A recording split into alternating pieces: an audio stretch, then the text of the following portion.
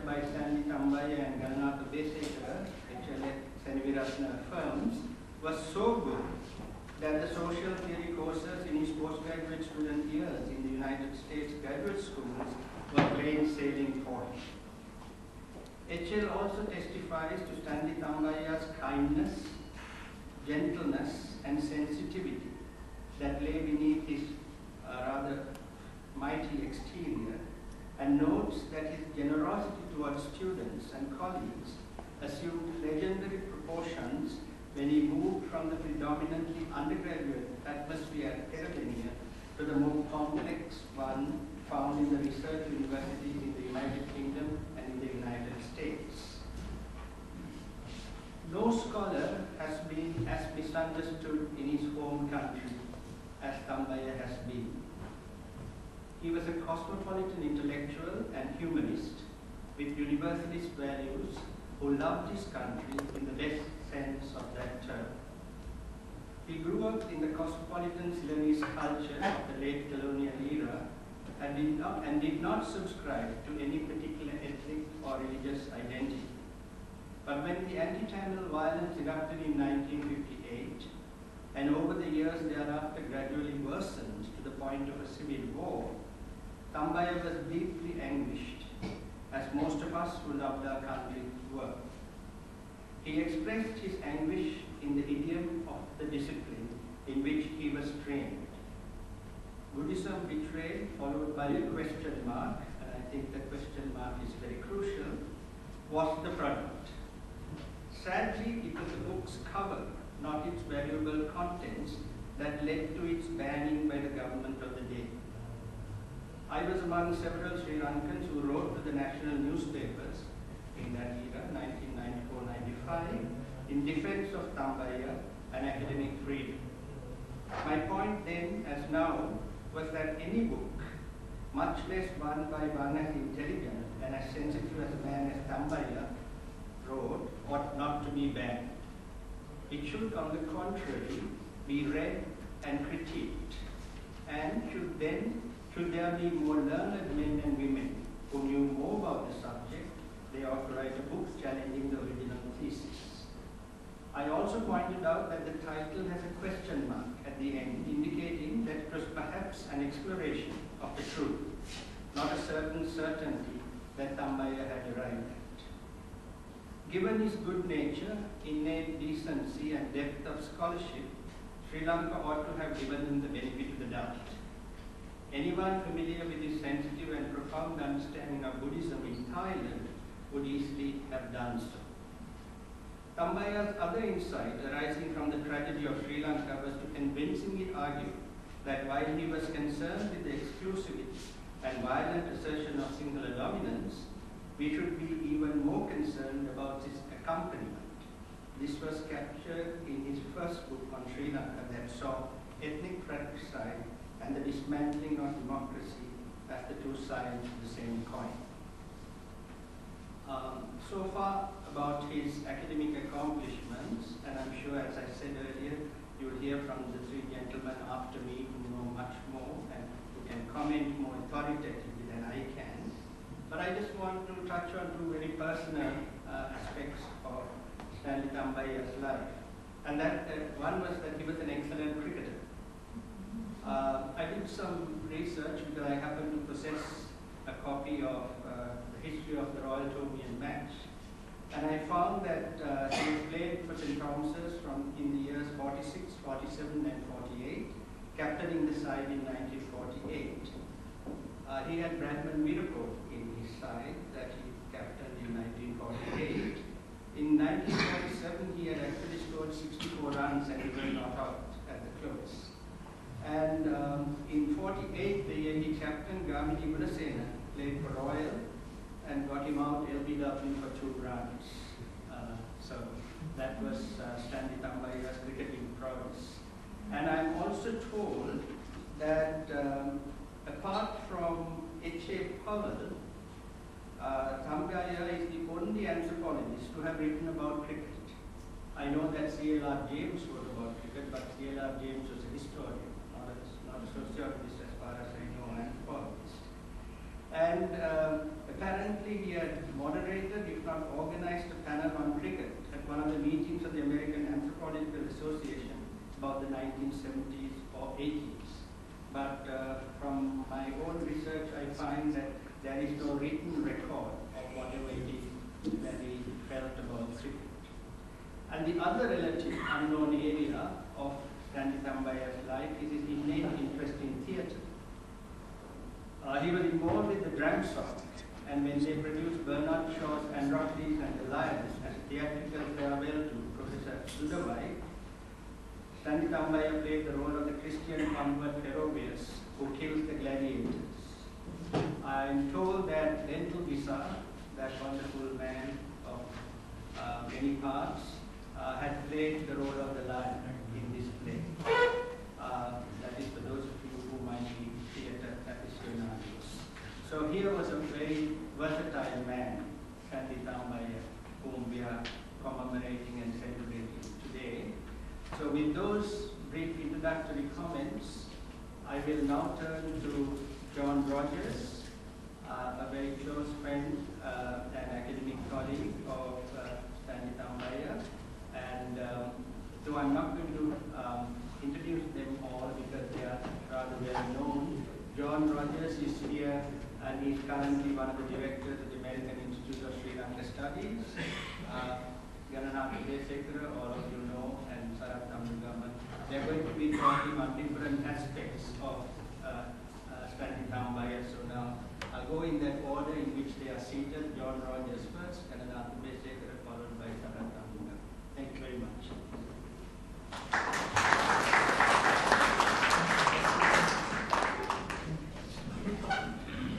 Is the microphone working?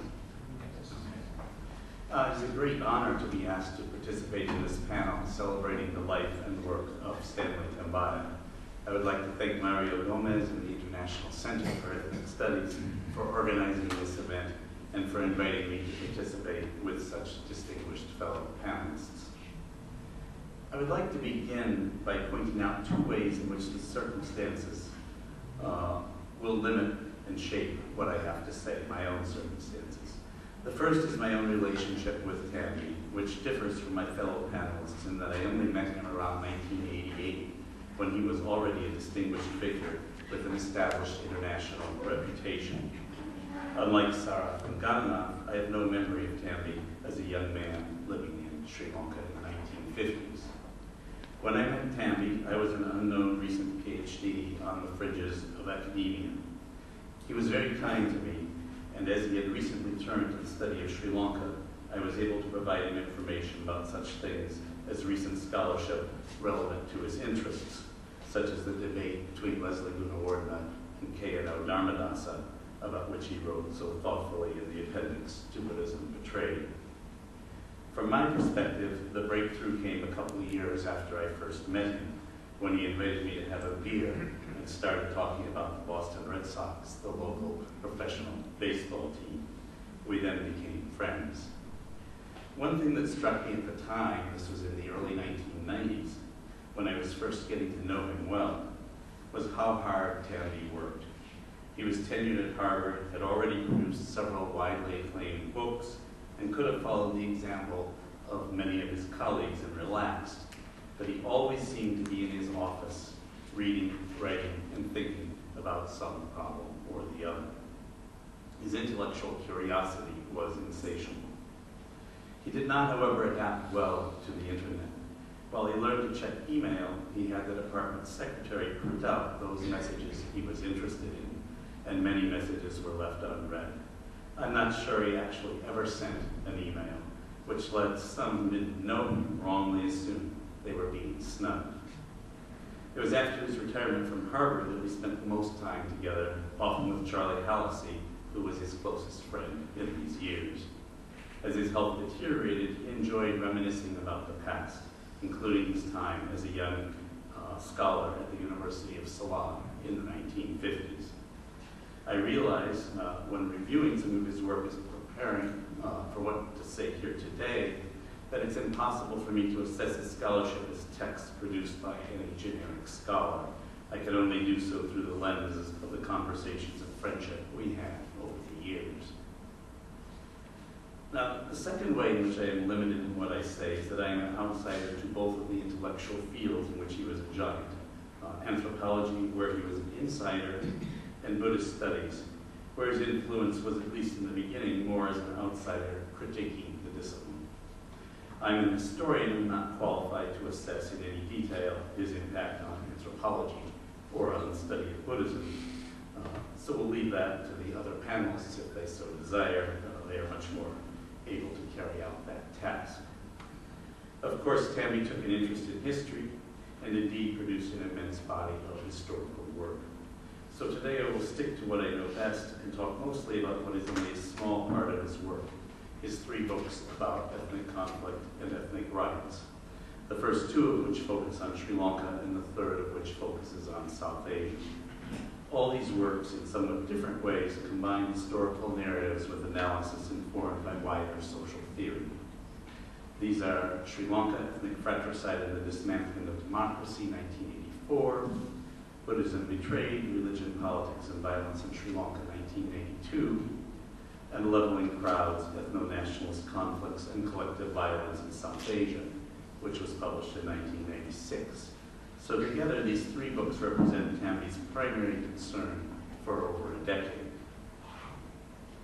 Now, what motivated this turn is not something that we need to speculate on too deeply, as he was open about it. In 1956, when a lecturer at the University of Ceylon, only months after W.R.D. Bandaranaike had come to power, he was doing research on the Oyo colonization scheme with a team of undergraduates, when the first ever serious Sinhalese Tamil riots broke out, first in Colombo and then in the east. Tambi and his team were trapped for several days, close to the violence, saw injured victims, and heard firsthand the rumors that were circulating. Eventually, the students were evacuated safely, the Tamils to Batticaloa and the Sinhalese to Badulu. Afterwards, Tambi wrote a report on the violence for Sir Nicholas Atigal, the Vice-Chancellor of the University of Ceylon, where he interweaved his own observations with other evidence concerning the events. Especially given that he was only 27 years old at the time, this memo, reproduced in full in Leveling Crowds, is remarkable for its maturity, combining a certain detachment in its recounting of events with an underlying sense of the ethical and practical importance of the subject. It also foreshadows a technique found in some of his later books, where he provides detailed and clear descriptions of the subject matter and then moves on to bold analysis. Now, I don't think that this experience in 1956 was at the center of Tambi's decision to jump at the opportunity provided by UNESCO in 1960 to teach and do research in Thailand, whereas research on Buddhism and politics provided him the starting point to go on to his very successful career at the pinnacles of academia in the UK and United States. I think the push factor was more the general mood in Sri Lanka, where there would have been some constraints on his writing about Buddhism. But the pull factor was probably much more important. He must have seen the opportunity to go to Thailand, where he would have the intellectual freedom to pursue his own intellectual agenda, as immensely exciting. And of course, we know now that he took full advantage of this opportunity. Now, from 1960, when he left the island, to 1983, when Black July triggered a change in his attitude, Tambi seems in his intellectual life to have kept rather detached from Sri Lanka. His work on Buddhism and politics in Thailand, as he himself has explained, was his way of addressing his Sri Lankan heritage. I can do no better than to explain this in his own words, written in the aftermath of Black July. This is what Tambi had to say. I was able to study with the double posture of rapport and distance in someone else's country many things that I could not aspire to do or do well in Sri Lanka. How Buddhism as a classical heritage and a popular religion is integrated with all aspects of life in a Thai village was the subject of my first book. In the following years, I studied the roots and manifestations over time of the complementary relation between Buddhism as a vocation of renunciation and its larger linkage with the polity under the aegis of Buddhist kingship. My second book, World Conqueror and World Renouncer, is a statement of the overarching ideological nexus between Buddhism and the polity, which in my view has relevance not only for Thailand, but also for Sri Lanka, Burma, and Laos. So in this period, some say 1960 to 1983, Sri Lanka was in the background of his consciousness. He maintained strong social and family connections, but he was not directly engaged with Sri Lanka on intellectual or political fronts. He seems not to have paid much attention to the scholarship on Sri Lanka during these years, other, of course, than that impinged on the anthropological study of Buddhism. He never, even after 1983, supervised graduate students who wanted to work on Sri Lanka. He once told me that his failure to supervise anyone on Sri Lanka was deliberate. His many graduate students worked mainly on Thailand and other parts of Southeast Asia, or occasionally on Nepal or India. So when Black July prompted him to return to apply his intellectual powers to his country of origin, his starting point was a curious one. In some ways, he was an insider, but in other ways, an outsider. When he turned to Sri Lanka, in some respects, his own starting point was not the Sri Lanka of 1983, but the Sri Lanka of the 1950s and of his youth. Now, at the beginning of Ethnic Fratricide, his first book on ethnic conflict, he declares that the book is very different from anything he had produced before, an engaged academic tract rather than a distanced academic treatise. He also declares that he writes as an insider, as a Sri Lankan, and that the essay seeks not only to understand the Sri Lankan problem, but also to change it. It intends to be a historical and sociological reading, which necessarily suggests a course of political action, by which he means the government of the time changing course and seeking, as he puts it, a viable and just political settlement. There is here a certain optimism that what he calls educated and liberal Sri Lankans, a category in which he sees himself apart, can shape public opinion and thus government policy by writing books. This optimism can't have lasted long. I don't recall any trace of it a few years later when I began to discuss Sri Lankan politics with him. Now, Ethnic Fratricide was completed in less than 1 year, the product of Tanvi throwing all his energy into what was for him a new genre of academic work. At one level, the book deals with the proximate causes of the ethnic conflict as seen at the time, and appeals for moderation and compromise. At a deeper level, the book includes historical and sociological analysis that suggests that there are many cultural resources and precedents in the country's past that indicate that tolerance is possible in the present. Here, he drew on ideas such as the galactic polity, which he had developed from his research on Southeast Asia. Fundamentally, the book is a defense of liberal democracy and its viability in Sri Lanka. While the primary blame, though he certainly doesn't use that term, for ethnic fratricide is at least implicitly placed on Sinhalese majoritarianism, he is firm in his rejection of secession. Given the portrayal of Tanvi in some quarters as a supporter of Elam, it is worth quoting this sentence from the chapter which he entitles, "What is to be Done?" And he says, "The disaffected segments of the Tamil population must renounce not only terrorist," which he puts in inverted commas, activities, for they are plainly suicidal in consequence, but also separatism, that is, the concept of an independent state.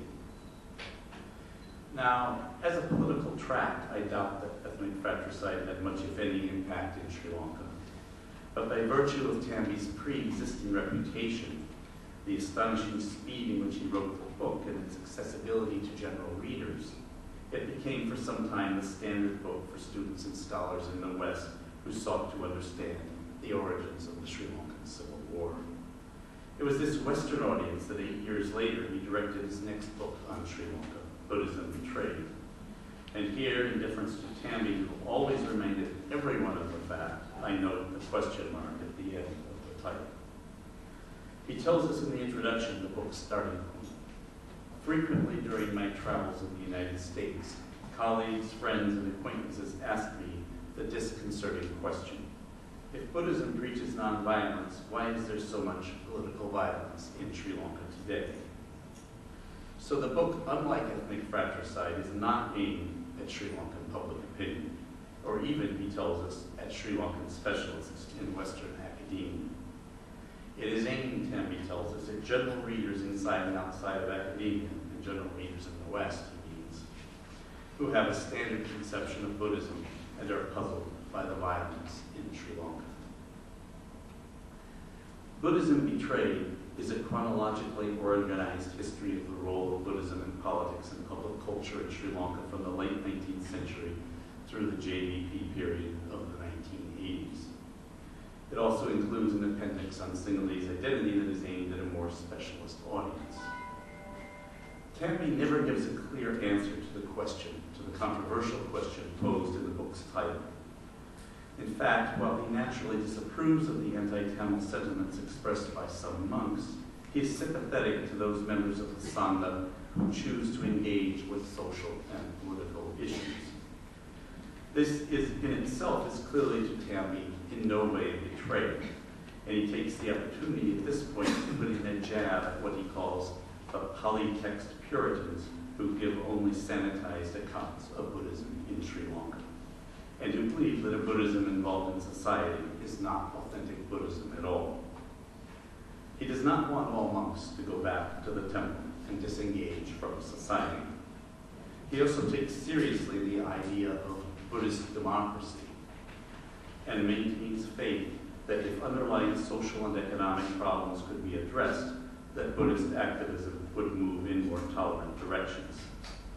It is only when monks become caught up in violence that Tambi implies, though he falls short of using words such as betrayal, that the line is crossed. Here, he stops short of the more complete deconstruction of Buddhism that some of his postmodern critics advocate. For Tambi, a Buddhism where monks advocate violence and intolerance is not Buddhism at all. A lifetime of studying Buddhism and his own ethical instincts precluded his taking a more deconstructionist position. Now, as most of you know, Buddhism Betrayed attracted controversy in Sri Lanka not because of its contents, but because of the conjunction of its provocative title and the cover illustration of the first edition, which showed Sobhita Thera, whose views evolved over the decades in a direction that Tambi would have approved, addressing a crowd with an oratorical posture that some might deem unmonkly. The shipment bound for Sri Lanka was seized at customs, and it wasn't until many years later that a second printing with a very innocuous cover quietly made its way into the country. Tambi was unprepared for this controversy and always somewhat sensitive to criticism, hurt by it as well. At the same time, there was a part of him that relished his entry into Sri Lankan public discourse, and he took heart from the support he received from many Sri Lankan intellectuals. He always blamed the publisher for the cover, saying that the photo was supposed to be used inside the book. He never made a similar assertion about the title, so I can only assume that that was his own. Now, this is the third book I am discussing today, Leveling Crowds, that Tambi brought his remarkable ability to engage with a wide range of social theory, shown, for instance, in his volume Magic, Science, and Religion and the Scope of Rationality, to bear on the subject of ethnic conflict and violence. He selects three main case studies of conflict in South Asia: the 1915 anti-Muslim attacks in Sri Lanka, the 1984 anti-Sikh riots in Delhi, and various riots in 1980s Pakistan. He also makes brief references to other conflict, including the 1956 riots in Sri Lanka. These case studies take up half the book, and it's a big book, thick book, unlike the other two, and reflect Tambi's ability to absorb and order large amounts of information. One must remember again that here he was tackling subjects he had never previously studied. But it is in the second half of the book that shows the wide range of Tambi's intellectual vision. In a series of chapters, he examines the sociological features of the crowd, the extent to which riots were organized, the exact nature of the violence and the trajectory of violence, and the psychology of crowds. What is distinctive about these chapters is the way in which he builds generalizations, not only by referring to the case studies that form the first half of the book, but to other case studies and especially to social theory. What he does here shows some ways in which late 20th century ethnic violence in South Asia is similar to comparable events elsewhere, but also ways in which it is distinct. His final chapter on the moral economy of collective violence addresses the scholarly literature on the history of collective violence in Europe and India, particularly that which sees crowd behavior as stemming from the view that the powers that be are violating widely held notions of justice. While he recognizes some overlap, here he puts forward the argument that the late 20th century violence he has studied represents something new, inextricably linked with ethno-nationalism of a type that has little precedence before the mid-20th century. In other words, while deep cultural forces may shape particular aspects of ethnic violence, the major 20th century outbreaks in South Asia are at the heart politically, often incited by the state or its local agents.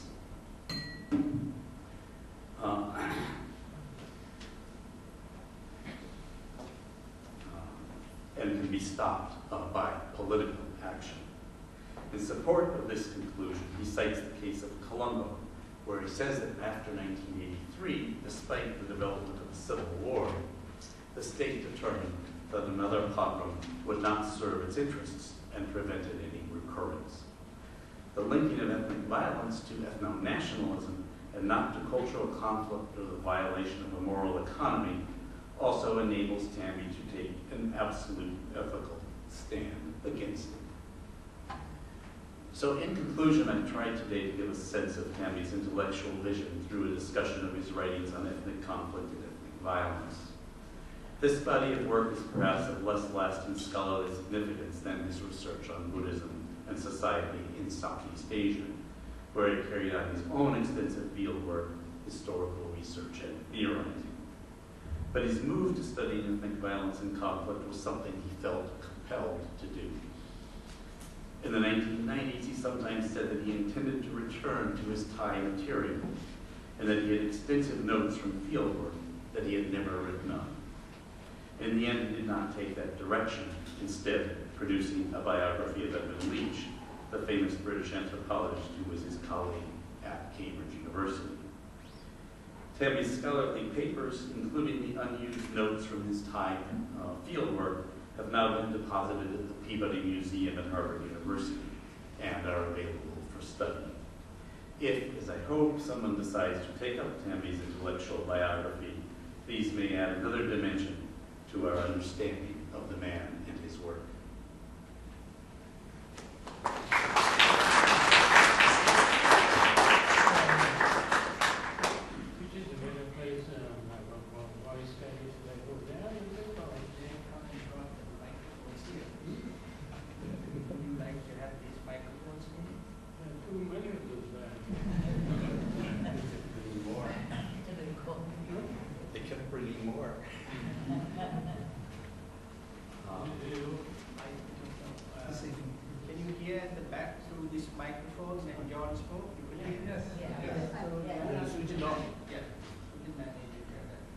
Is that all right?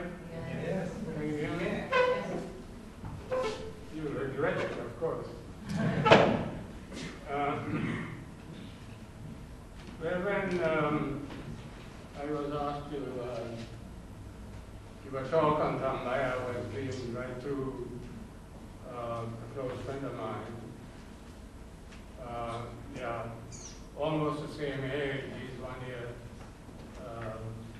older than I am, I think.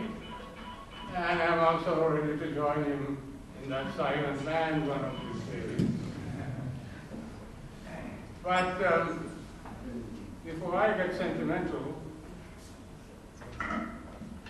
what I tried a kind of game here and that is when I was told to give a lecture.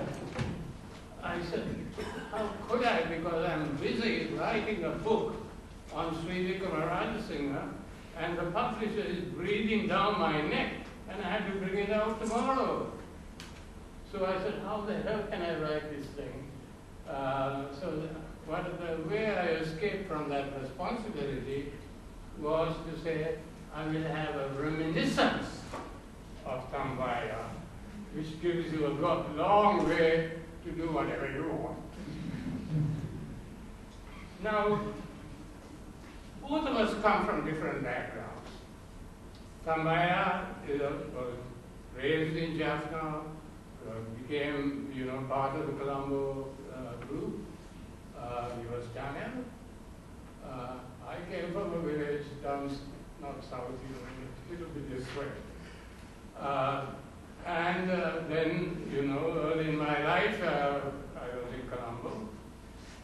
And there were certain kinds of differences here. For one thing, I flunked all the exams, unlike Tambaya. You see, I went to the Royal College, he went into St. Thomas's, at the first, Royal Prep, and I flunked the exams, you see. That was one of the great events in my life. Then after that, from Royal, I went to St. Thomas, and I'm still surprised that I didn't see Tambaya around, I saw Sarachandra because he was a teacher at that time. Several other people whose names I have forgotten, thank God. That was in the wartime, and we were transferred from Mount Lemnia to Kingswood, and more interestingly, in the afternoons in Milagiri, the girls in the morning, even in the afternoon, that part of the biography I'm going to cut out. Anyhow, one of the things here is that though we can, Tambaya was an athlete, a cricketer. What's that? Oh, sorry. And a really very forceful personality. I have always great uncle is totally indifferent to cricket. I won't give a damn about it. When I was a child, we used to play with the phone picture, and my village boys didn't know how to use the word cricket, they call it kirikos. Anyhow, we came from these different backgrounds. At the same time, we were English speaking,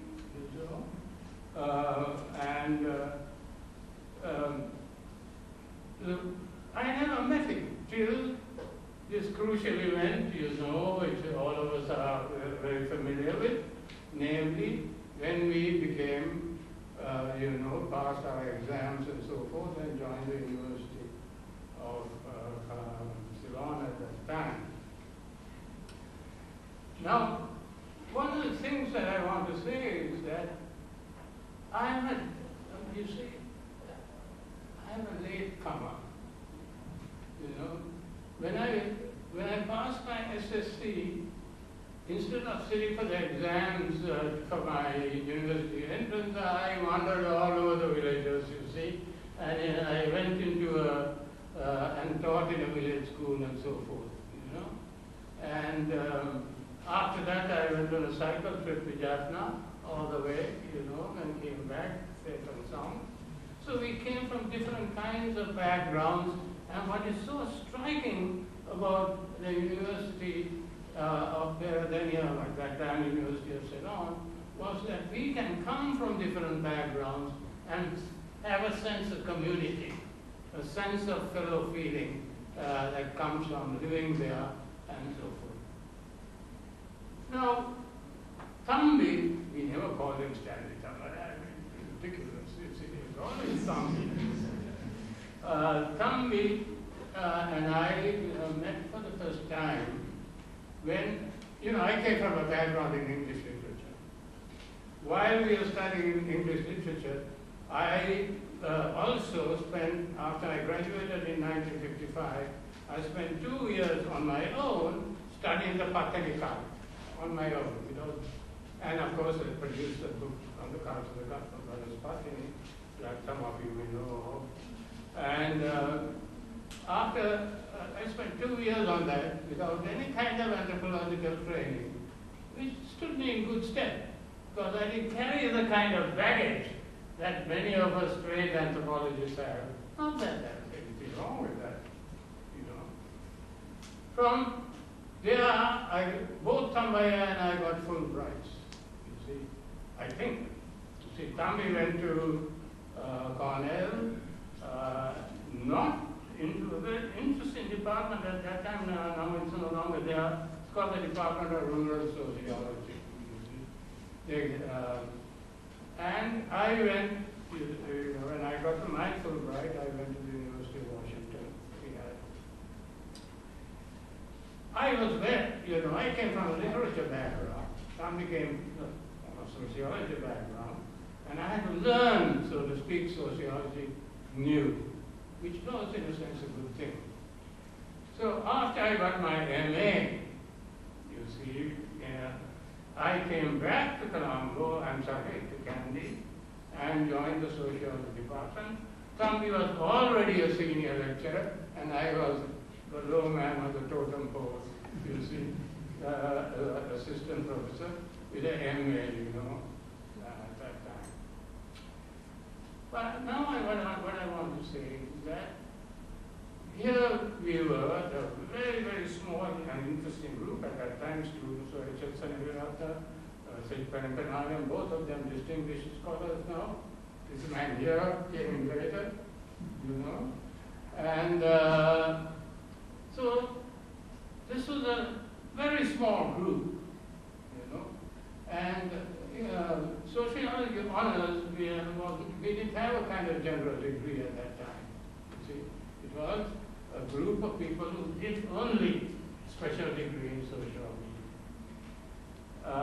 Now, one of my fantasies was, of course, that if you are a good sociologist or anthropologist, which I was, social anthropologist or something, field work was absolutely necessary. But I've already done 2 years of so-called field work, but not in the style that most anthropologists did, including, Tambaya did. So what I did was, I decided, both Tambi and I, to do field work in the conventional way, go study a single village in some isolated spot. You see? And foolishly, I am a great defender of foolishness. Foolishly, I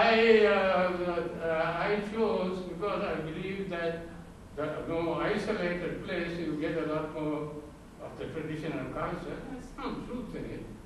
So we chose Laggar, you see, because, in the Mahavansa you have, Laggaling Lokkaladawa with the bride, you see. So I thought, that's the place to go.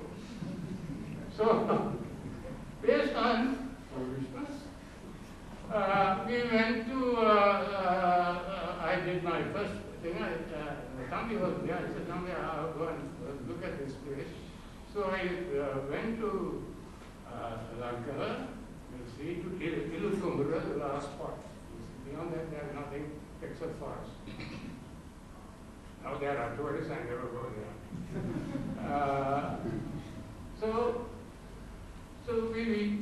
I went with some friends into Laggar and met a person on the road and chose a village called Rabukalua in the middle of the forest. Again, foolishly thinking that the more isolated place, the more you will learn about the traditional culture, assuming there was such a thing called traditional culture. So after choosing the village called Ramukalua, then I said, Tambi, let's go. You see? So that is how Tambaya, who had not done intensive field work before, he hadn't, you see. He had written a lot, but he hadn't done that kind of field work, which is incumbent for anthropologists to get your, whatever it is, credential, you see. That is, you have to spend a year or two in actual field work going to a small village. So we went, Tamba and I, to Lakkala, and this in itself is an interesting experience. To get to Lakkala, you see, I had my ancient Fort Anglia, and if you know from Lakkala, it's a precipitous climb, right up on winding road, one of the most beautiful, spectacular country, now destroyed by tourism, that's all right. But at that time, it was really isolated and so forth. Very, very beautiful country. A steep thing. At a certain point, my Fort Anglia had to be sort of de-watered, you see, because it's boiled over. That was almost happening every time we went. At a certain point, the damn thing boils over, and you have to go on to a stream and find water. So we went into Ilikkumura, and from Ilikkumura, you see, Thambi and I, and some students at that time, Sanagwai was there at that time? Yeah. J.A.D. Perra, several others, you see. We went into Ilikkumura, and from Ilikkumura, which is very steep, very high, you had to go down into Ramukkalur, you see, a 4-mile hike through the forest. There are no roads. At that time, so we went, Thambi and I, that's my reminiscence, into this village, and after some time, we had the honor of having the first lavatory in that whole district. So we had that, because at that time, people used to wash in the river, and then it was a reasonably clean way of living. So that's how we got started our first project of field work. Students were there all the time. This is another thing that I find rather troubling when we come to think of what's happening now. Students don't go so much, I'm told, into the villages to get their feet dirty, you see. So here we are in Lakkala, and we going back was an even worse thing because it is a very steep climb, and the place was full of ticks. So when we go home, my wife had to take kerosene oil and rub all over our bodies to get rid of the goddamn ticks, you see. Now, what about the work that we did? The work, we had a kind of rough division of labor. Thambi was very much interested, as he always was, on kingship, you see, and so forth, family relationships, kin relationships, and of course he focused, Sarat was one of his assistants at that time, and focused on his work that's now been published, that has been published long ago, been republished, on polyandry. Because that is one of the exciting things that we learned when we were in Ramukkalur. One of our closest friends there had, lived in polyandry. His wife had 2 husbands, and the children is called Rahutata, Pulitata, or something like that, you see. So Thambi used that to do this fabulous study of polyandry in that whole region, and it's, I think, a classic kind of work. You see, it's just being republished now and available, and quite original. Earlier, of course, there has been studies of polyandry before that, but this is the most systematic study of that whole subject. Now, what am I trying to do then in this discourse here? It is not just about Tambaya, because I am a narcissist enough to say that's about the 2 of us. How did we relate? You see, we were friends, we worked together in the same place, we went there, and how did we relate? Now, I was primarily interested, given my background, you see, in psychoanalysis, and very much interested in religion. Tambaya focused primarily on the social structure, kinship. Now, you can't cut up the world in that kind of way. You see. Both of us were there in the same hut, you know. And we were there for,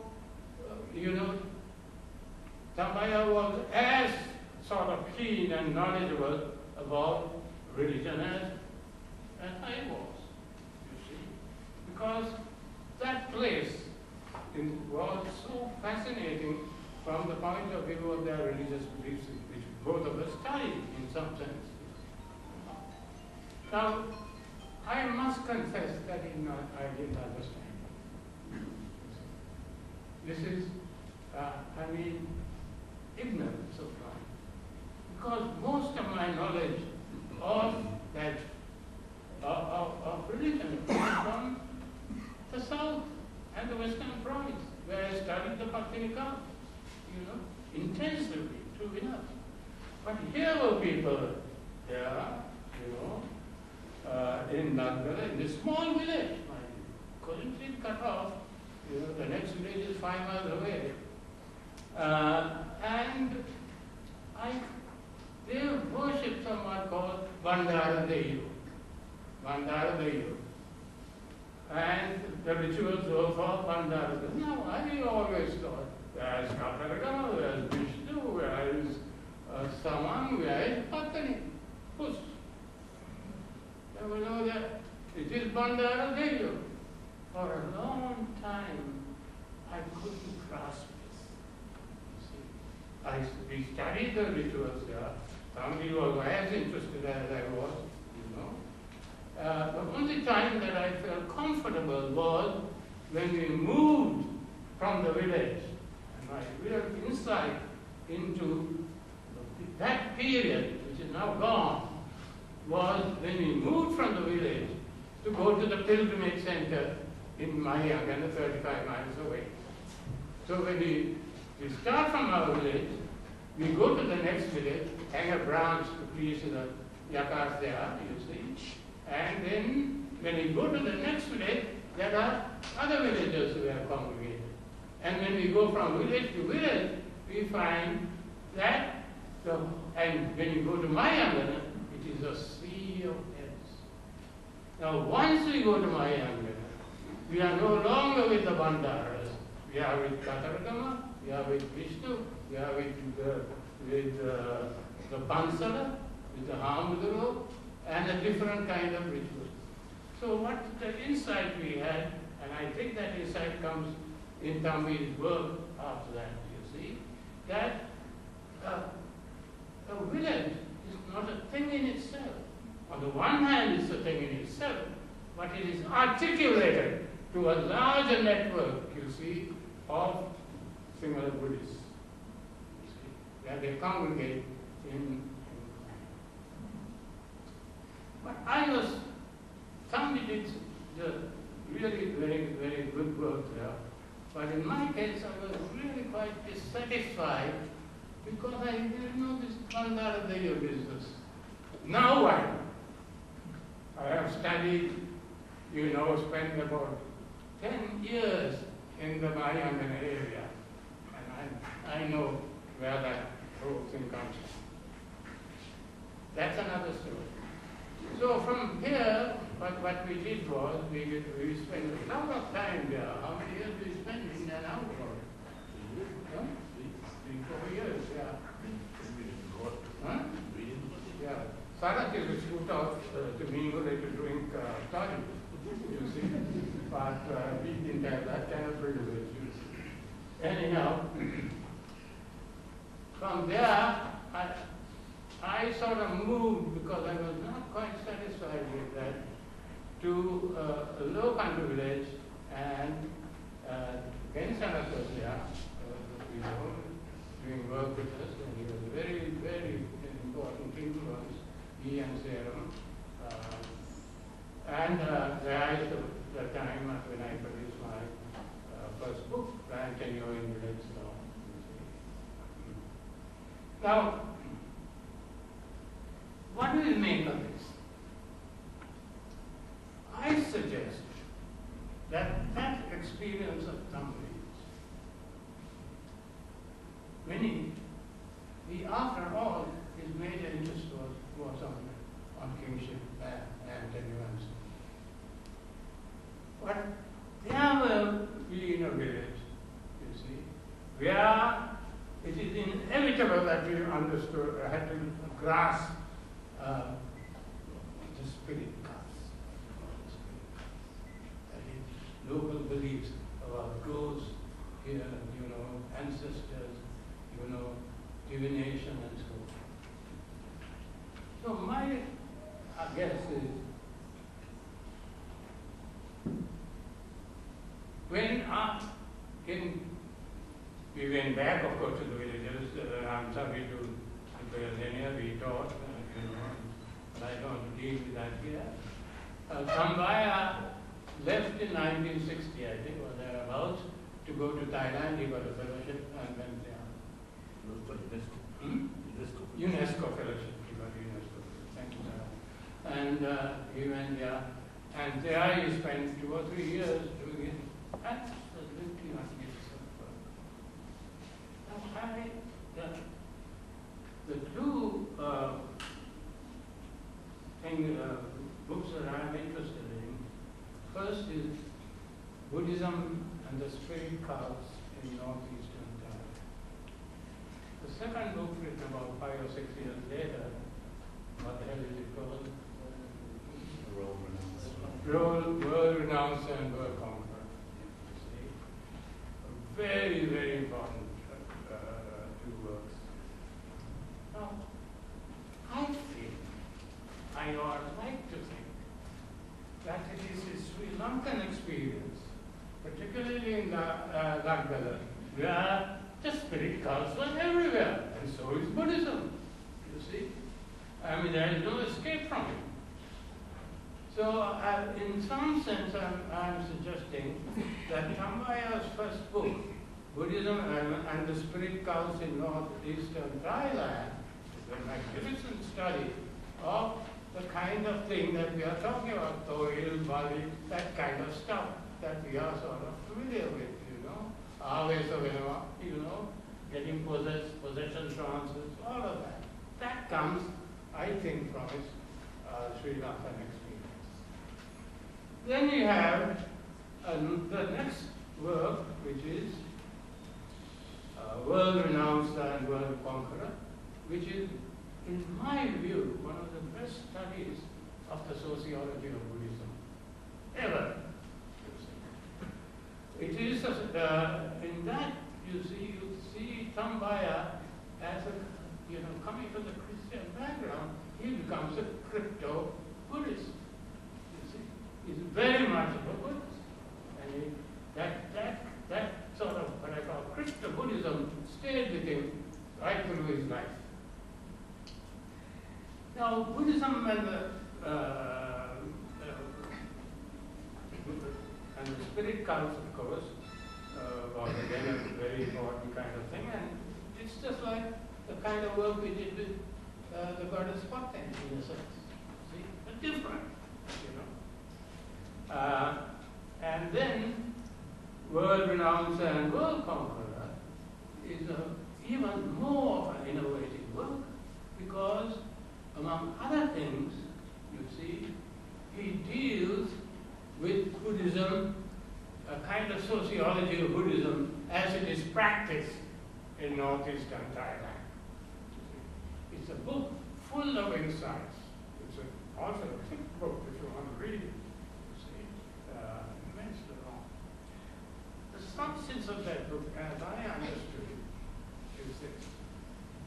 You see, it is basically an attempt to understand Buddhism on the ground, but at the same time, recognizing Buddhism on the ground is Buddhism out of the ground, that is, the Buddhism of the doctrinal tradition.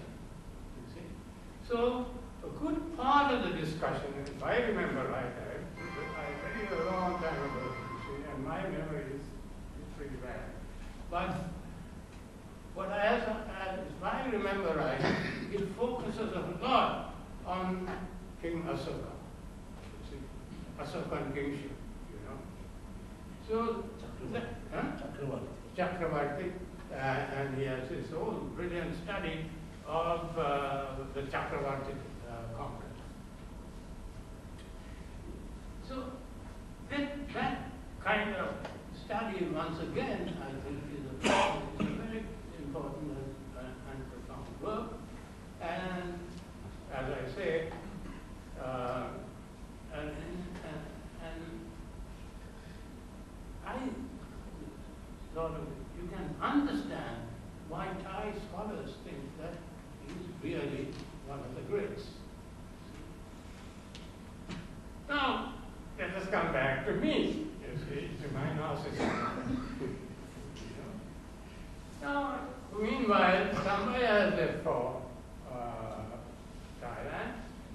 I'm stuck with people like Farhat and others, you see.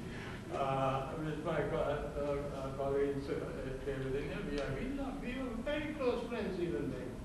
You see, this business of student-teacher is a very fuzzy one at that time, you know. It's one of the things that I think is almost impossible to resurrect now. And so I then, after that kind of stay there, I went into a different part of the country where I was not haunted by the goddamn Bangladesh, you see. I was back with Kataragama and all those good guys. And I wrote my PhD thesis there on land tenure, because all of us, Thambi, myself, and many others were inspired by Thambi's guru, Edmund Leach, who produced his wonderful book, Pulverian, you see. It came late, but the study was much earlier. So many of us were sort of very close, Thambi was closer than I was, to Edmund Leach. So when I went back to the States, I wrote my PhD dissertation on land tenure in village Ceylon, you see, but because I want to show that I could do this classical kind of stuff at that time, which was what British social anthropology was. Kingship, land tenure, and so forth. That is British social anthropology. I want to show I could do that and just after that give it up, which I did. I was very much interested as an undergraduate student in psychoanalysis, went into discussions of psychoanalysis. You see, the difference was this. The University of Washington, to where I went, was a very broad institution with a lot of people there. You know. So there are people interested in psychoanalysis, cultural history, social anthropology. Unlike the London, the British thing, which was very much given to kinship and land tenure, that kind of kinship. A much more narrow thing. The number of people doing that also were small numbers, whereas, you see, even at that time we were getting large numbers, though my clubs are small. And it's very informal. When I had to write my PhD, submit my PhD dissertation, the chair of the department, Mick Reed, who is an Australian, a very distinguished one, said, the rules say this has to be held in a hall. That's all it says. So let's go to the pub. So my dissertation was held in the Blue Moon, a pub in Seattle. I don't think after that they put a stop to that kind of thing. Anyhow, it shows the kind of intellectual ethos at that time among us young people, young scholars who were friends. We could speak to each other in the first person and so forth. Then Leach, bless his kind heart, you see, had a personal foundation out of his own money called the Esperanza Trust. he asked me to come to Cambridge as the first person to enjoy the Esperanza Trust. He found the money for myself, for Ranjini, and I do middle. So that is, you see, I have always resisted going to England. You know, when Ludovic asked me, what do you want to do afterwards? Why don't you go to London or Oxford? I said, no, I don't want to go to those places that destroyed my country's heritage. You see, I'm not going to that place. You see, I had this sort of irrational, passionate, anti-colonial prejudice. I'm full of prejudice. So I refused to go to England, and that's why I went to the States, and that became a very good experience for me. Coming back then to London with my family, we stayed in Cambridge. Then, once again, we are back to Tambaya. Tambaya has already been, Leach has taken him and given him a very important position as lecturer. He was a year ahead of me as lecturer there. I was a kind of novice there. And it was really very interesting to see Tambaya in this new role as academic, you see, wearing those funny things which I absolutely didn't you see, and going for, what do you call it, a high table or something or other. I try to never go for those things if I can help it. To this day, I try to avoid that kind of thing. Anyhow, to see Tambaya, one of the most impressive sights of this Tambaya, to see this very tall, handsome person, you see, walking across the green. Now, I don't know whether you know anything about Cambridge. Only the professors can walk across the green. Oh, just pariahs like me, there's no way you could cross the green. You have to take the circular path, you see.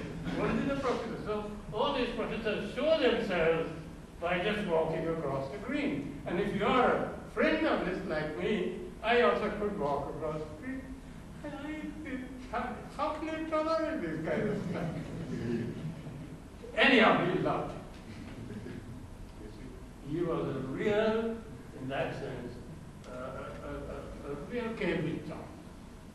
And they liked it. But I was puzzled by this Cambridge experience.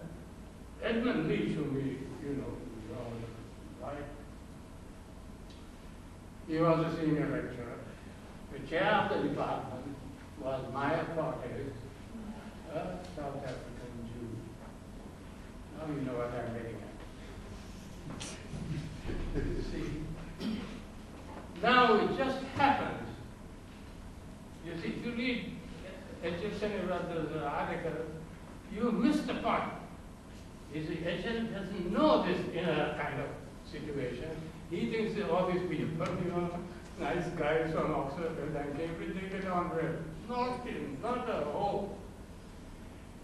Edmund Leach and Maya Fortes never spoke to each other. I don't know how they conducted faculty meetings. And if I have seen this myself, when you climb up the stairway and Maya Fortes is there, they just don't let each other. So here there was another thing that struck me in comparison to our life in Pennsylvania. You see, come think of those things. All for my life in the U.S. It's unthinkable, you know. And here are two major figures, absolutely major figures.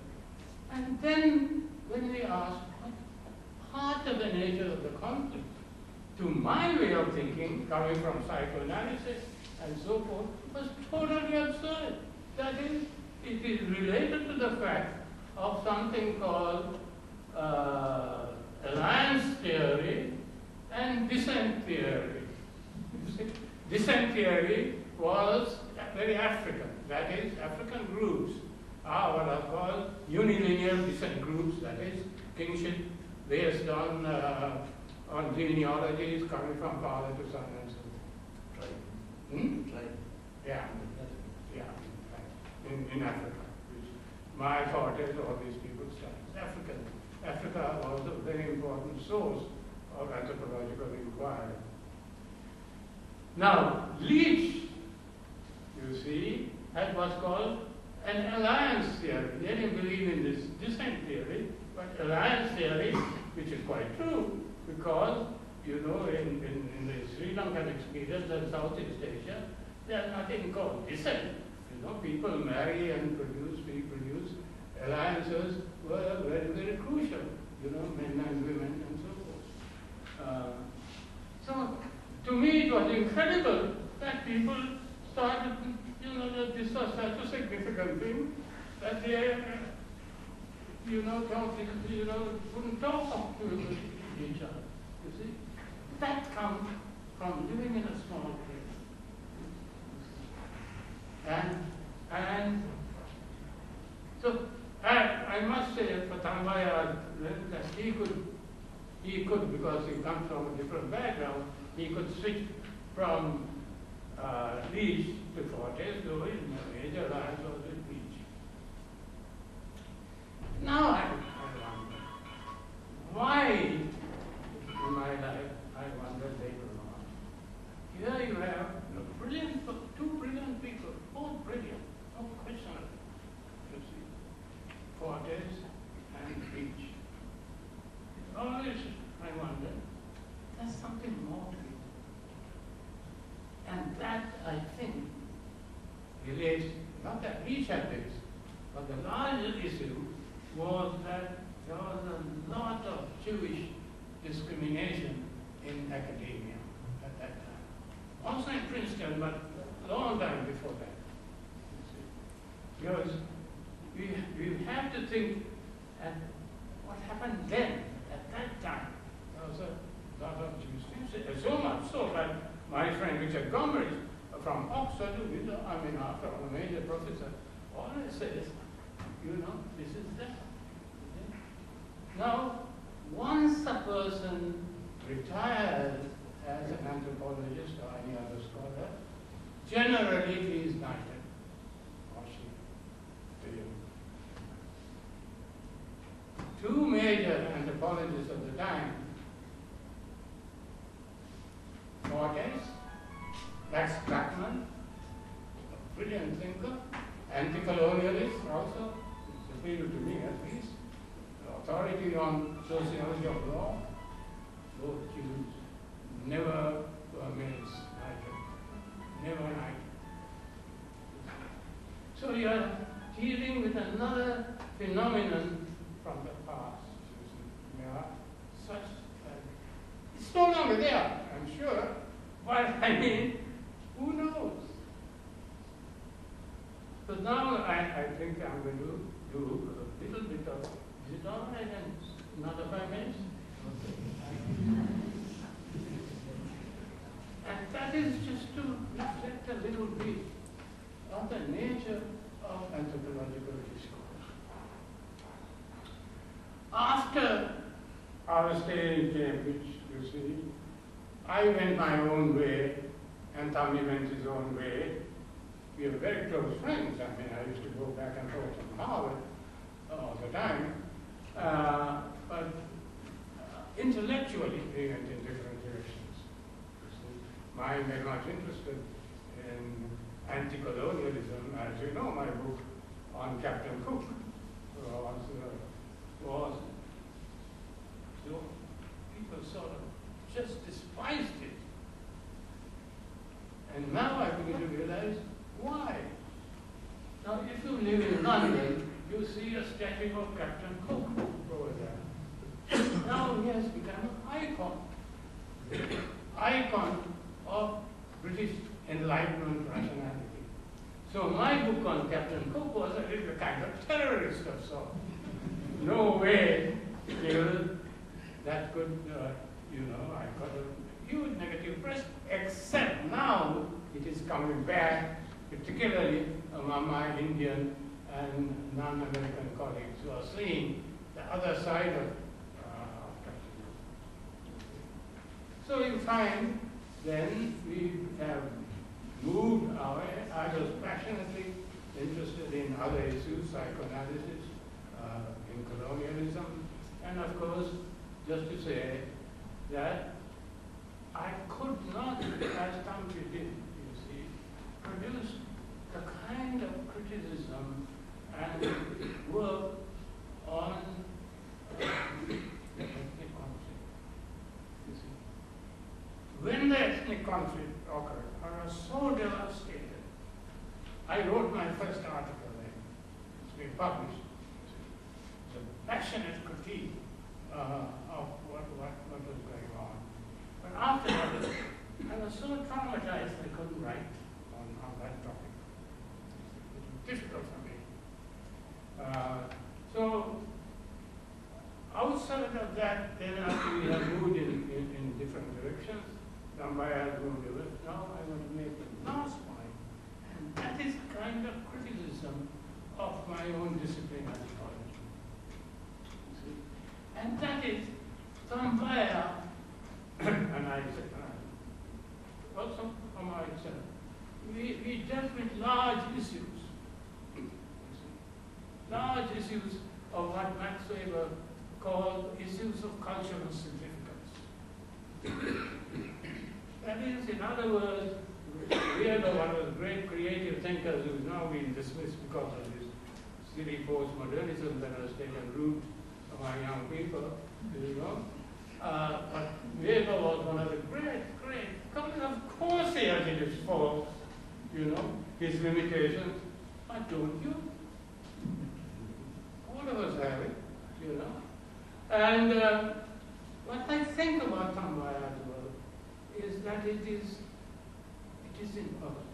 It is on issues of cultural significance. I think that is important, particularly for us who come from Sri Lanka, South India, wherever it is. We are not the run-of-the-mill, so to speak, graduate students, white graduate students, who do their work and then come back. We do our work on our own cultures. So what we do must have cultural significance, otherwise why do it? That's it.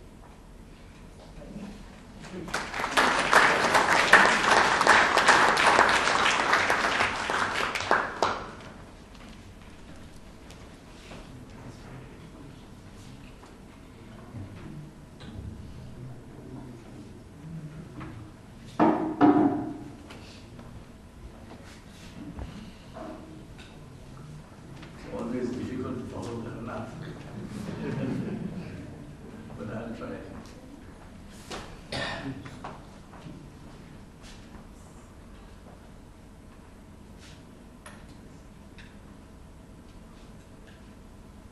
This is quite an emotional moment for all of us who've known Tambi as a great teacher, as a great scholar, as a great anthropologist, but more as a great friend, a very warm and sensitive friend to whom all of us owe a lot. I entered the university in 19, with Gandhi here in 1957 and joined the Department of Sociology, as I said, a very small department of sociology in 1958. That was the year that Garnath came in as a lecturer in the Department of Sociology. So we are thinking of a period of over 50 years where we have maintained a very affectionate relationship. And so to talk of Tambi brings many memories. Of course, sociology was not a very popular subject at that time. We had been hived off from economics, which was promoted as a sure way of getting a job. Sociology didn't have that promise. It is also largely because many of the undergraduates, particularly the girls, had read Margaret Mead about Sex and Savages. So there was a general feeling that all those who were in the sociology department were more than usually interested, I don't know about savages, but at least about sex.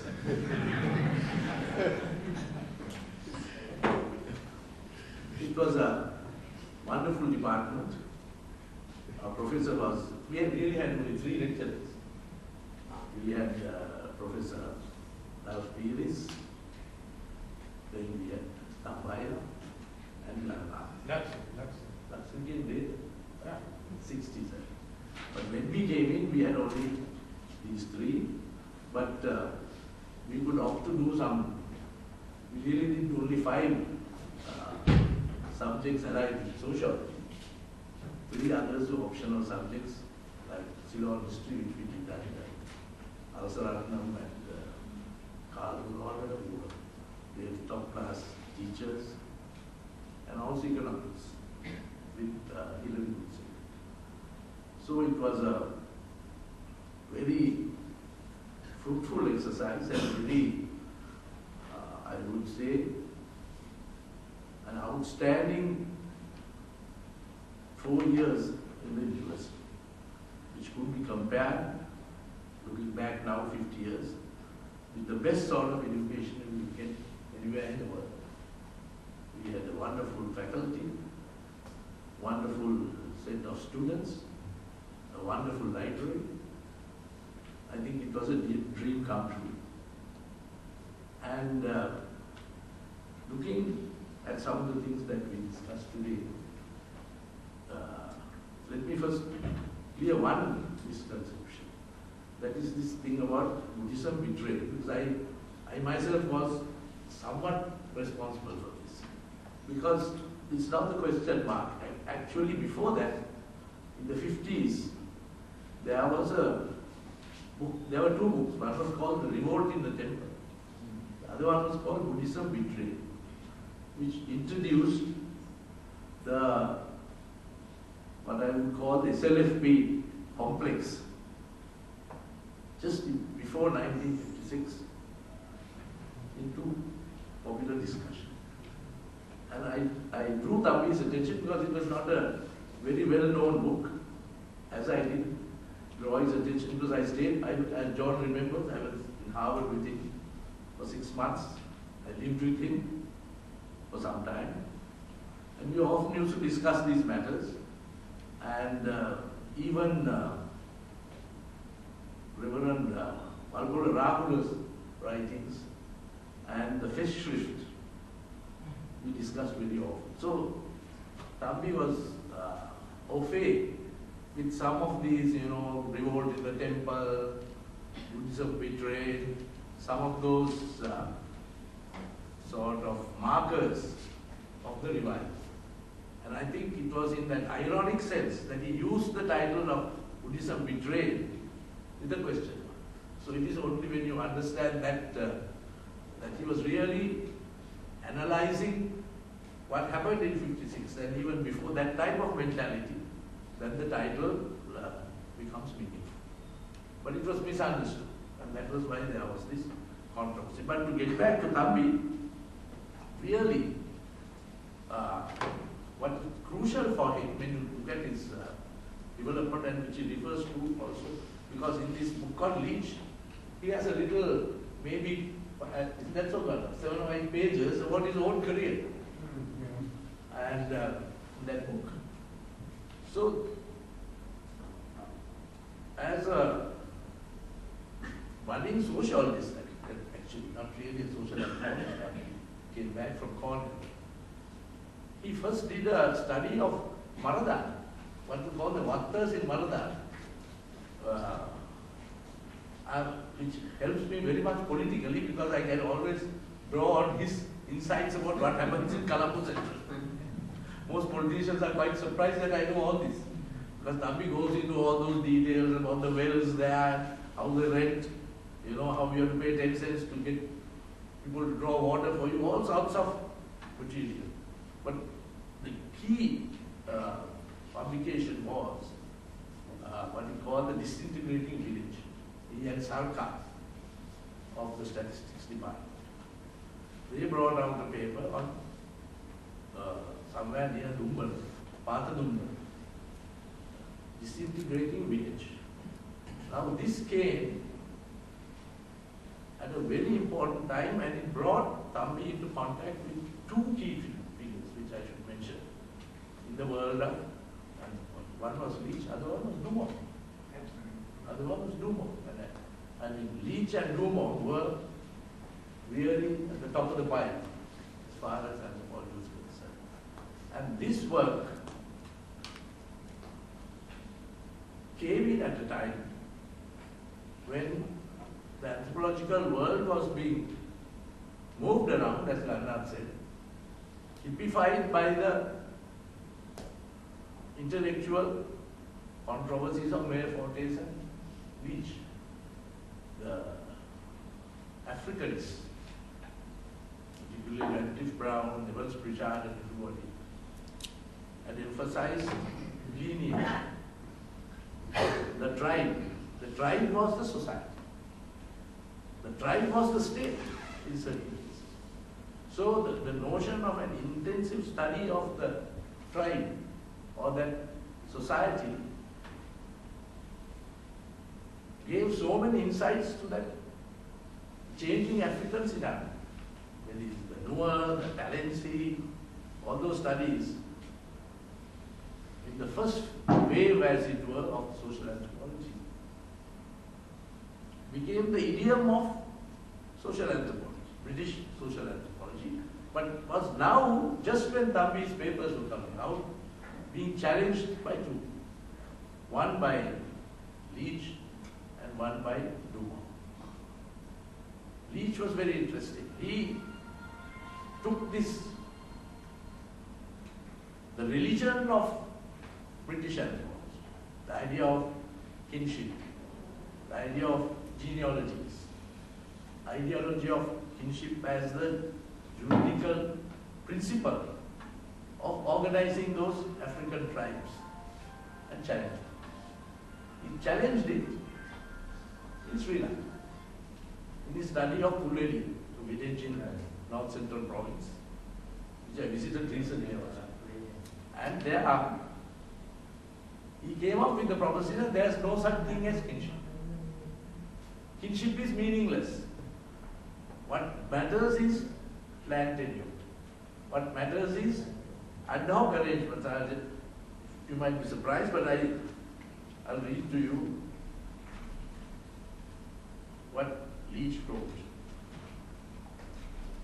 He talks about, this is Adam Cooper, anthropology and anthropologist, and there, after dealing with Mayor Fortes, he says, to this Leach opposed the view that at least this one village in the dry zone of Ceylon was ordered above all by material factors. It was locality rather than descent which forms the basis of corporate groupings. Indeed, to quote Leach, the group itself need have no rules. It may be simply a collection of individuals who derive their livelihood from a piece of territory laid out in a particular way.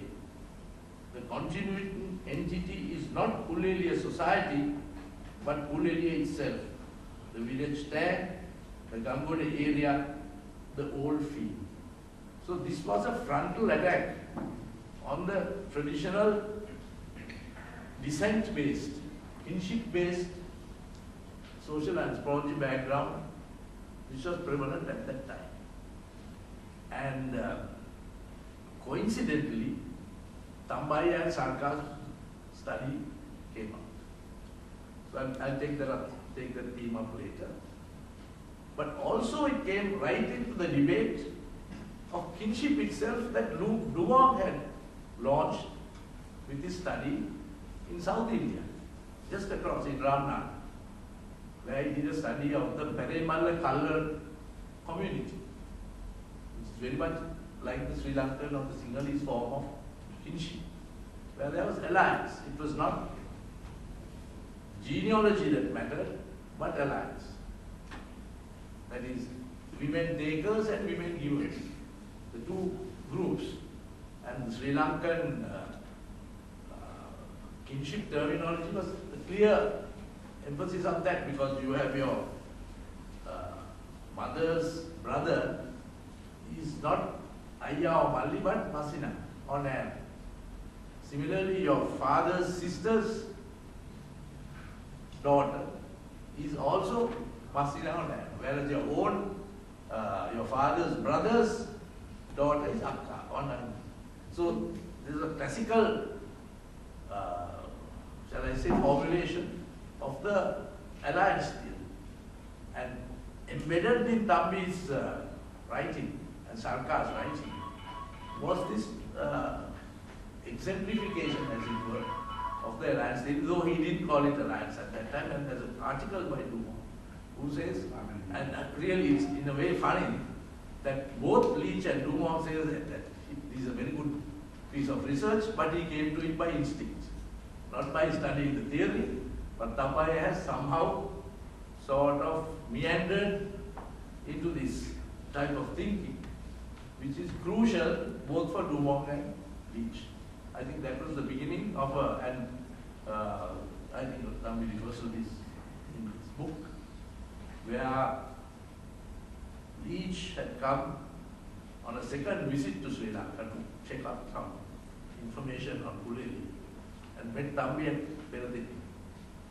Thambi had shown him this paper, and then that relationship had started. And of course, that was a very great relationship. You read this book, you can feel the type of affection and love almost for Leach. That's a beautiful phrase by Mebolotis Jalna, Yeah, good. which we can attribute to Thambi also. It says, Leach speaks, you can introduce Thambi for that instead of Leach. Leach speaks, writes and narrates, but these representations are filtered, selected, arranged and mediated by my own activity as Garnath has been shown here, as narrator, commentator and friend. Throughout much of this text, I am in dialogue with Leach, who cannot speak back now. So there is a sort of poignancy in this. And so I want to emphasize the centrality of that research, which was done in Pathadumbar. Then this led to another crisis in anthropology. Because as Garnath said, all these village studies which were being done in Asia, whether it's mostly in India after Srinivas, in the Coors, you found the sense of dissatisfaction. You don't cover the whole picture by intensively studying a village. Because a lot of the concepts, a lot of the linkages are beyond the confines of the village. Be it religion, be it kinship, be it land tenurial arrangements, be it polyandry, the African type of defined village or tribal area does not give the whole answer as far as Asia is concerned. Why not? Because these are all embedded in a wider civilization. And in Sri Lanka and Thailand, it's a Buddhist civilization. So, having started with village studies, you had to go to a different type of anthropology, which looks at ideologies, looks at philosophies, religions, which go way beyond the village that he studied. And I think Thambi himself, who went to Thailand in 1960, I have a letter from him asking me to come as his research assistant in Thailand, which I treasure. And he himself He first went there with UNESCO to do something, some studies about health or something like that, just to write a couple of reports. But then he found that to write that report, he had to get into the nature of the village, and from the village to the type of civilization in which that village was embedded. So we have all these great works that, the 3 books basically about Thai Buddhism. I think the key corrective there to all Buddhist studies is the historical depth. He studies contemporary Thai society in terms of the very, very rich Buddhist textual tradition and the idea of medieval and pre-colonial linkages in the Buddhist world. For example, his study of the Jade Buddha, how it originates in Sri Lanka, goes to Chiang Mai, then goes to Cambodia. People fight over it, then it comes back to Bangkok and all that. So, the idea of the galactic polity, which we can even use in South Asia or even Sri Lankan history, because you have all these little kingdoms linked by religion, but periodically 1 or 2 of those societies begin to flower, begin to dominate. So that is the sort of pulsating society for the time. But then that declines and some other part of the galactic polity emerges. So it's a very dynamic and fluid situation. And you cannot understand the Buddhism of one country unless you see that whole dynamism that is moving around in the Buddhist world. This is a great type of analysis that John says. I think it tries to bring history very much into the picture in analyzing that contemporary Buddhist society. Now, this becomes very, very important because on one side, you not only see the spread of this galactic polity, which gives us a different insight into what Buddhism was. I think Thambi was coming to that in the sense that in the pre-colonial world, whether it is Thailand, Sri Lanka, Cambodia, particularly the Theravada world, there was so much of contact. Revivals in one country affect revivalism in another. Kings of Thailand support the Buddhist revival. King Chulalongkorn came to Sri Lanka and had a hell of a row in the Temple of the Tooth because the Devadilil who had given this to the Tsar of Russia, everybody to hold in his hand, refused that to Chulalongkorn, who was the most important man of that period and who was now trying to develop the idea of Thai kingship as a way of political unity actually, giving the ultimate insult. And lots of things followed from that. But this was a sort of, you cannot talk of Sinhala Buddhism or Thai Buddhism or Cambodian Buddhism or Laotian Buddhism unless just as you see the syncretism in your own country, you see this huge relationships and the galactic polity. So, syncretism, which he studies in northern Thailand, and the galactic polity that he studies in the second book are interrelated.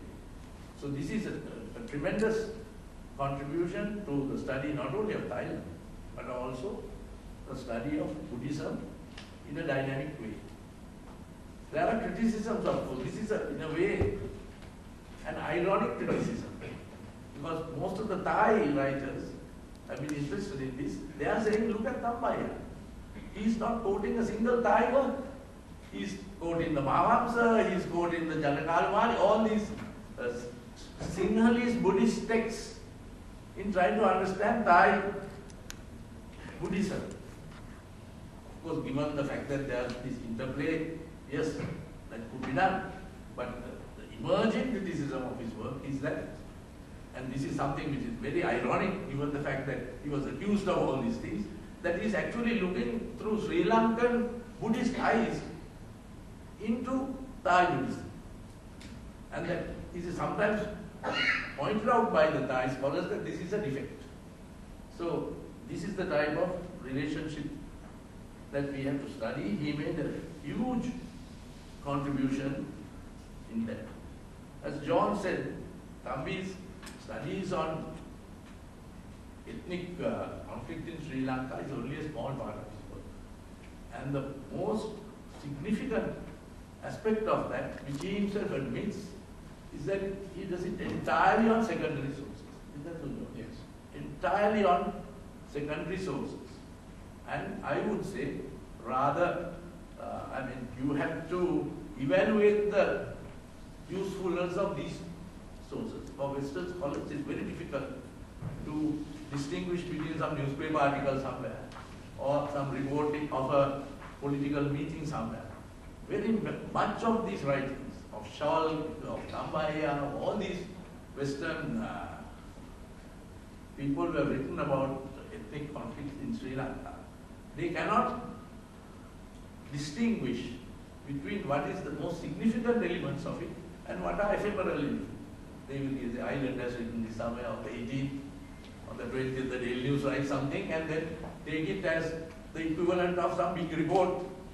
You know, the whole idea of putting it in perspective, I think is greatly deficient in many of those writings. Thambi, I'm not saying that Thambi's writings was an example of that, but he depended very much on secondary sources, and this has been clearly mentioned. And in my view, none of those writers have been able to distinguish, or shall I say, to evaluate the value of these contributions. You should begin with that, because all the information that is coming in through newspapers, media and so on, all don't have the same import, the same values to look at the total picture. Then finally, I must say, because I was with Thambi, I lived in his house also, and John, I must say, I must thank John.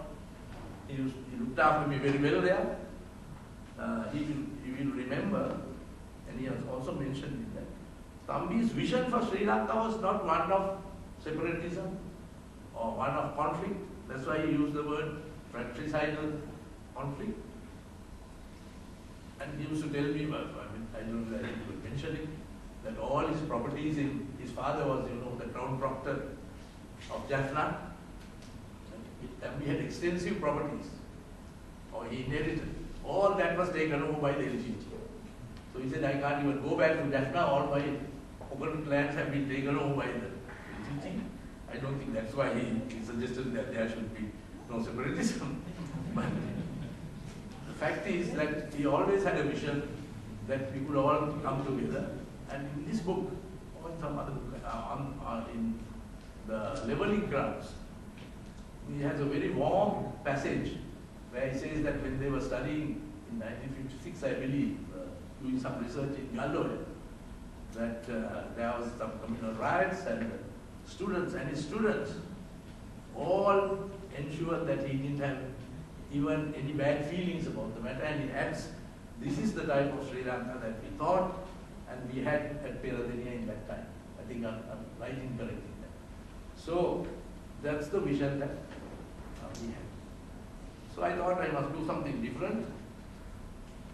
As a Buddhist and as a person who knows the Buddhist tradition and as a great friend of Thambi, I want to recite some of the Buddhist prayers for the day.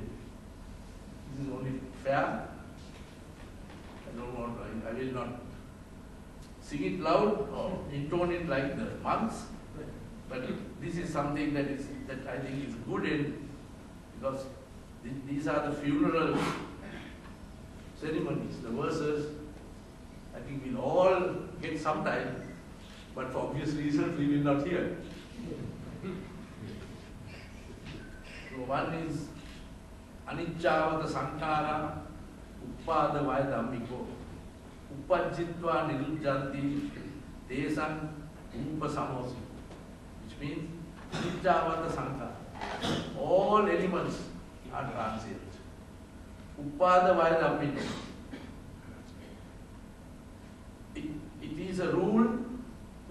applies to everybody. Uppajjitva nirvijjanti. All those who are born will die. Tesam chupa samosukho. So the only peace, samosukho, the sense of bliss can only come if you are not born and if you do not die. And then there is this beautiful poetic passage which I want to read to you, where I think we can all join in transferring merit to Tampi. It says, Yatavari Vahabura Paripurenti Sagara Eva Meva Ito Dinnam Vedanam Upakapta.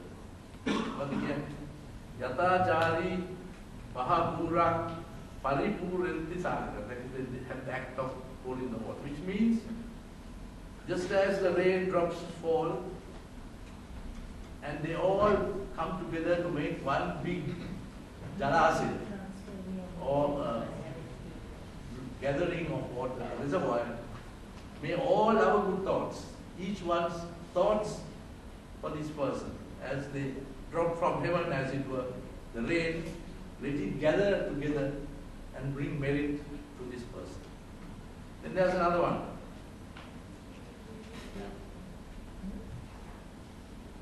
Unname udakam vantam yata tiranam pavattati eva meva ito dinnam vedanam upakapati. Again, just as the water flows down from high points to a vast concourse of water, may all our thoughts like that, like those drops of water, gather to bring merit to our dear friend. Thank you very much.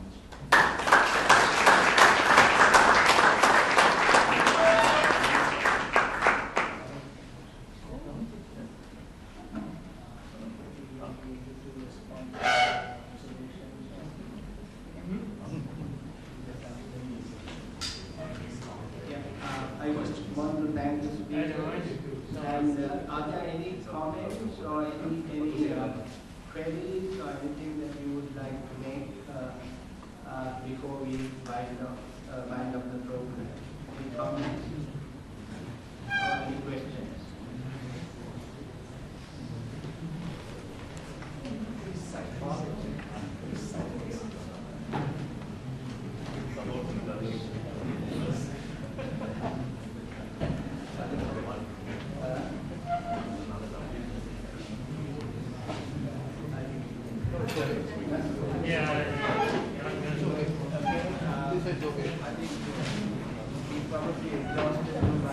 Presentation. Thank you very much for your presence and which was in the formal part of it. Thank you very much.